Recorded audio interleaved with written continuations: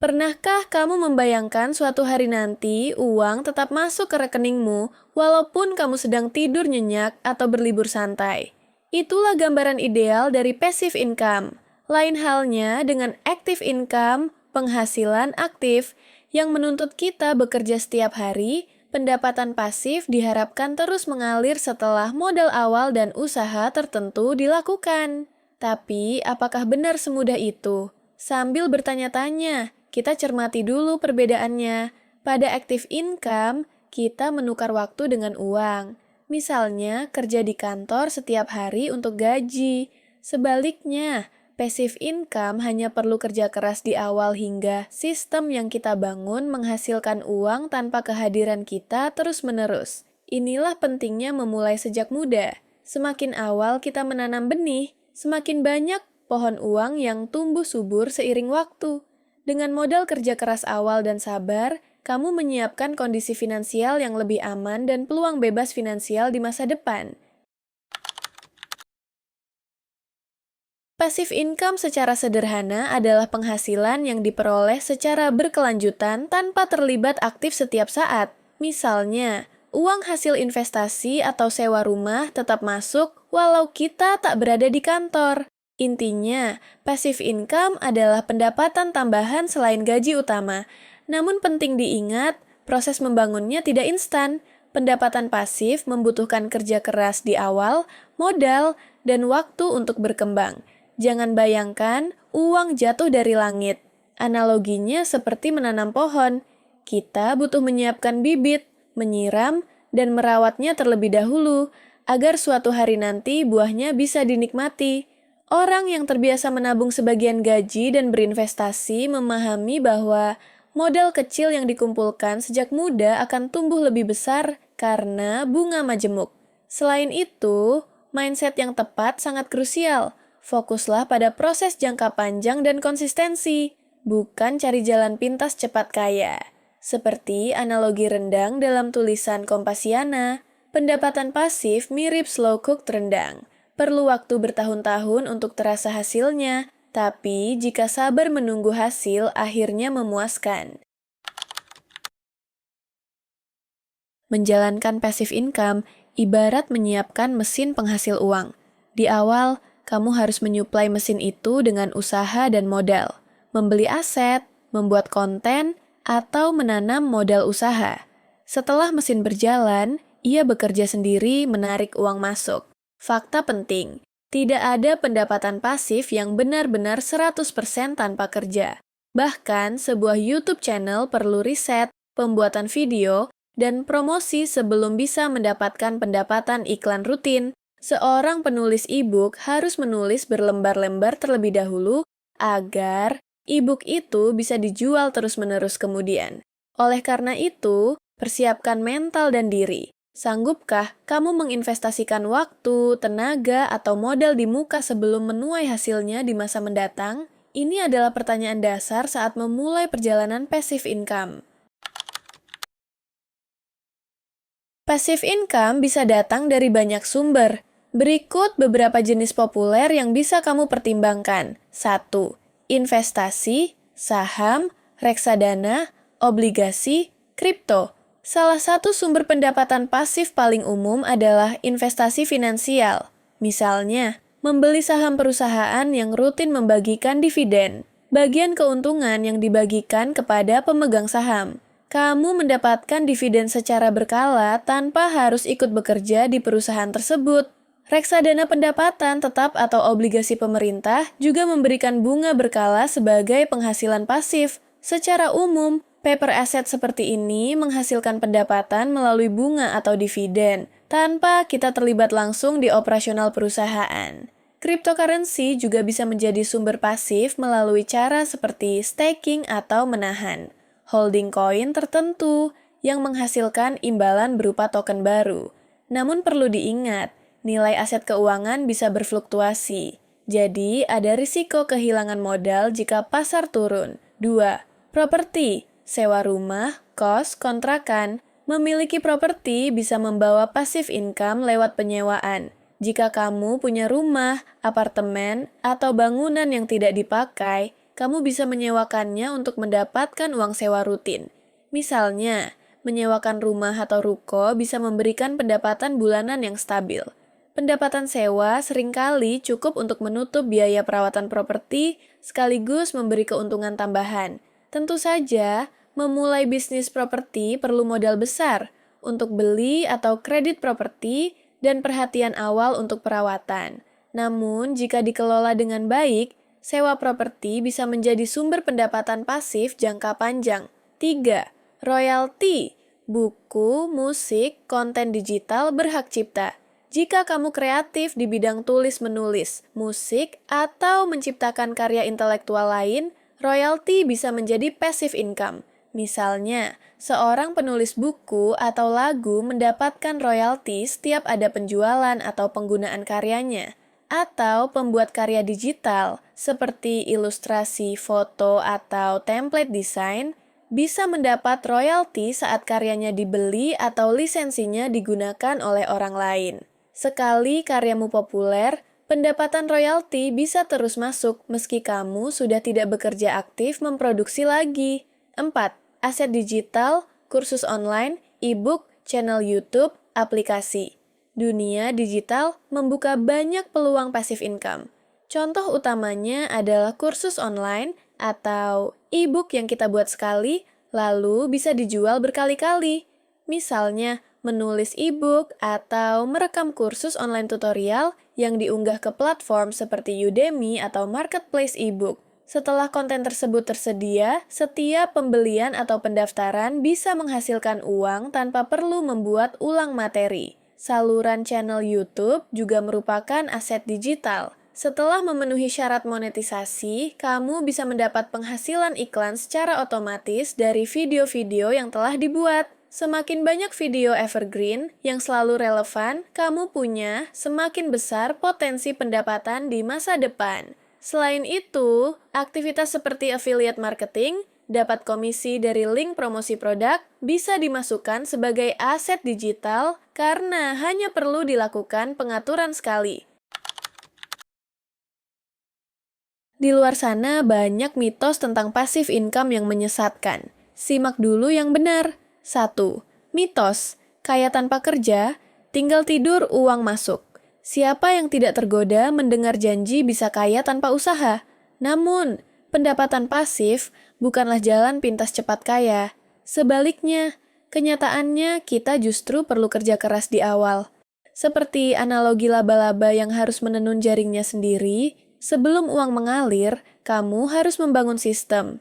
Jika ingin pendapatan pasif dari properti misalnya, kamu tetap harus membeli properti dulu, berurusan dengan perizinan, renovasi, sampai mengelola penyewa. Setelah itu, mungkin masih ada pekerjaan tak terduga seperti memperbaiki AC atau menangani sewa yang telat bayar.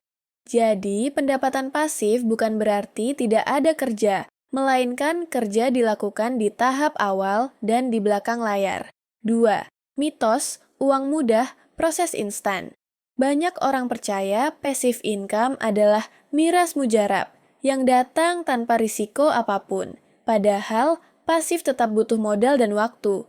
Modal bisa berupa uang untuk investasi atau membeli aset, waktu yang diinvestasikan untuk belajar dan membangun, atau tenaga untuk memelihara mesin pendapatan itu. Misalnya, membuat sebuah e-book saja memerlukan waktu menulis, editing, dan promosi sebelum bisa terjual. Seperti analogi slow cooked rendang tadi, dibutuhkan puluhan menit, bahkan jam, agar masakan mewah itu matang. Begitu pula, pendapatan pasif memasak selama bertahun-tahun sebelum menuai hasil besar. 3. Fakta, butuh konsistensi dan strategi. Jika kita pahami, sebenarnya pendapatan pasif itu proses yang terencana. Dibutuhkan kesabaran untuk menunggu bunga majemuk bekerja. Artinya, kita berinvestasi sedikit demi sedikit dan terus-menerus. Selain itu, diperlukan strategi tepat agar sumber pasif bisa tahan lama. Misalnya, diversifikasi aset agar tidak bergantung pada satu sumber saja. Dan evaluasi secara berkala bila pasar berubah. Apabila mindset kita keliru dan terlalu berharap cepat kaya, risiko mengecewakan sangat tinggi. Justru mindset harus dibalik.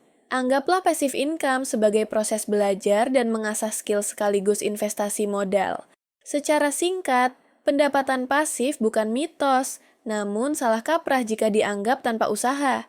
Intinya, jangan terjebak janji instan. Semua butuh persiapan, kesabaran, dan kerja cerdas di depan. Langkah-langkah memulai passive income sebenarnya sederhana, tetapi memerlukan perencanaan. 1. Tentukan modal yang dimiliki. Modal ini tidak harus selalu uang. Bisa jadi kamu lebih punya modal waktu atau keahlian.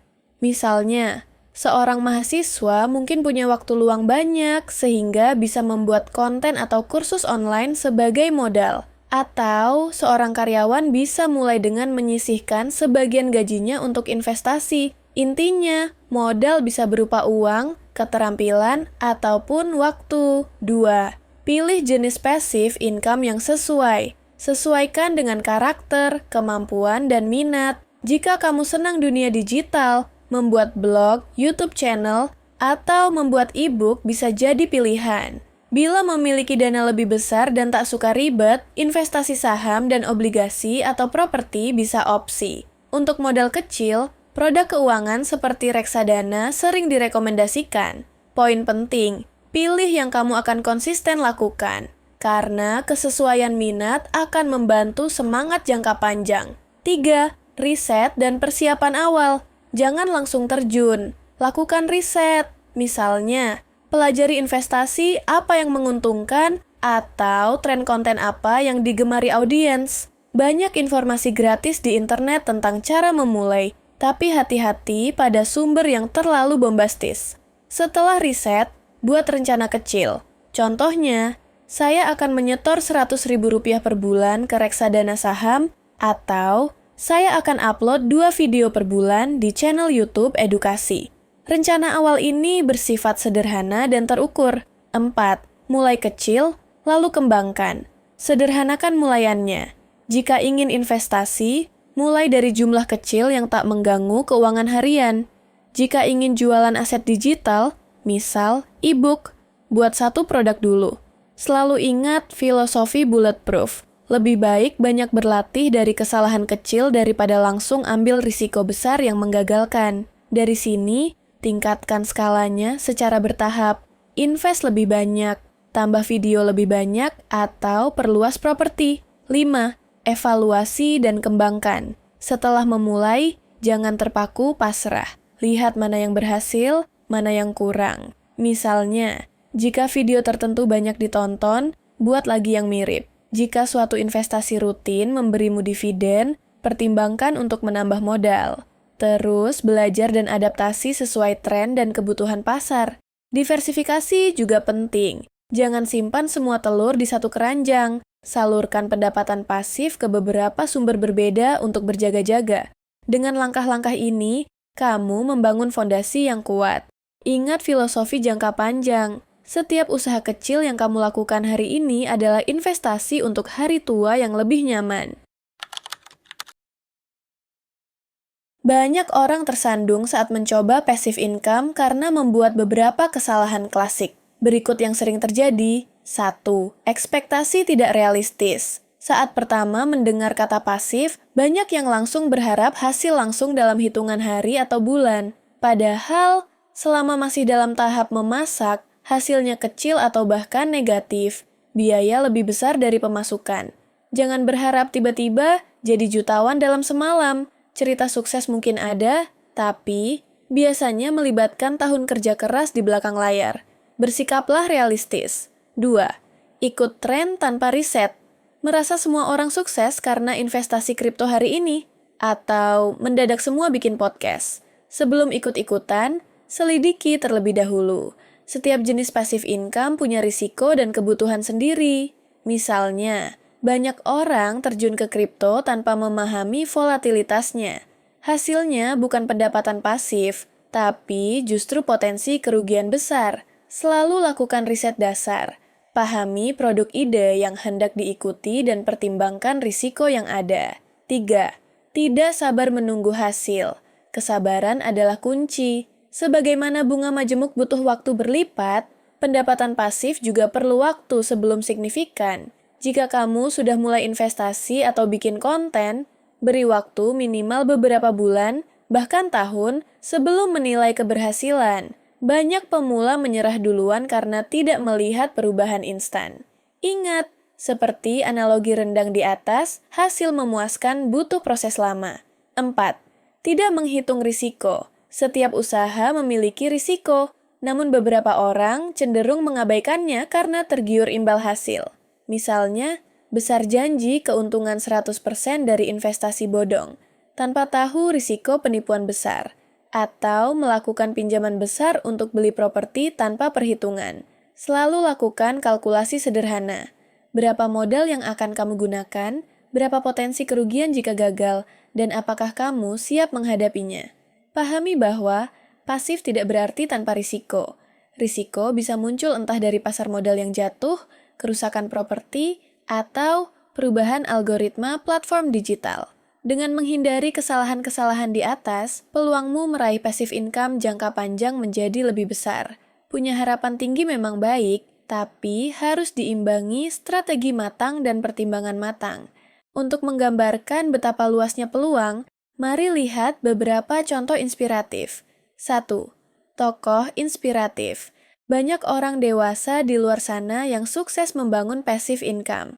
Misalnya di luar negeri, seorang blogger keuangan yang memulai dengan menulis artikel di samping pekerjaan kantornya, kini memperoleh jutaan rupiah setiap bulan dari blog dan afiliasi tanpa harus menulis artikel baru setiap hari. Di Indonesia, ada juga wirausahawan muda yang awalnya membuat produk digital, seperti template desain atau kursus online, dan sekarang menikmati royalti rutin. Intinya, kisah-kisah ini menunjukkan bahwa siapapun bisa memulai sedikit demi sedikit dan berkembang.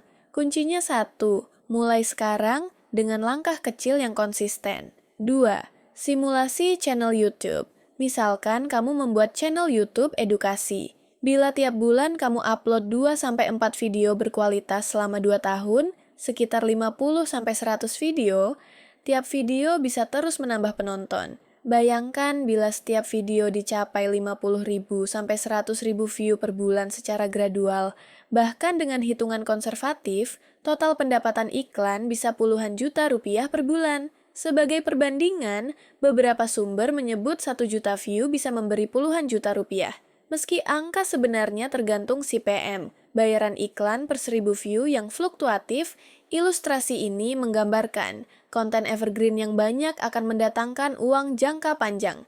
Penting juga memberi nilai tambah pada penonton, misalnya selalu jawab pertanyaan mereka atau bahas topik populer, agar pertumbuhan audiens konsisten. 3. Aset digital lainnya. Contoh lain, bayangkan kamu membuat kursus online tentang keterampilan tertentu. Kursus itu mungkin membutuhkan kerja berminggu-minggu untuk disiapkan. Tapi setelah jadi dan dipasarkan, dari penjualan rutin kamu bisa menghasilkan pasif. Analoginya seperti membuat mesin printing uang sendiri. Sekali membuat produk berkualitas, ia akan terus mencetak pendapatan.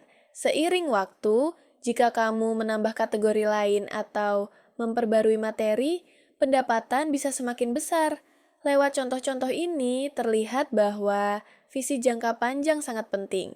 Mungkin awalnya hasilnya kecil, tapi terus dilipat gandakan, seperti menanam benih pohon. Tak terlihat hasil panen langsung, tapi suatu saat buahnya akan lebat. Kuncinya adalah start now and keep going. Mulai dari yang kamu bisa, lalu berkembang perlahan tapi pasti. Ringkasnya, passive income adalah cara cerdas menambah pendapatan dan membangun kebebasan finansial. Kita sudah bahas definisi, jenis-jenis, serta tantangan dan realitanya. Intinya, kunci sukses adalah mulai dari kecil, tetap konsisten, dan punya visi jangka panjang. Jangan termakan janji instan, tapi yakin bahwa setiap usaha kecil yang kita tanam hari ini akan berbuah esok hari. Sudah siap mengambil langkah pertama? Mulailah dengan satu hal sederhana. Risetlah satu jenis passive income yang menarik minatmu, kemudian alokasikan sedikit waktu atau uang sebagai percobaan. Lakukan terus evaluasi hasilnya, lalu lanjutkan. Sedikit-sedikit, kamu akan melihat benih investasi dan karya digitalmu tumbuh. Jika kamu merasa artikel ini bermanfaat, jangan lupa like dan subscribe agar lebih banyak orang mendapat inspirasi yang sama. Bagikan juga ke teman atau keluarga yang sedang mencari cara meningkatkan pendapatan. Yuk, mulai bangun passive income sejak sekarang. Karena setiap perjalanan panjang dimulai dengan satu langkah berani menuju masa depan yang lebih baik.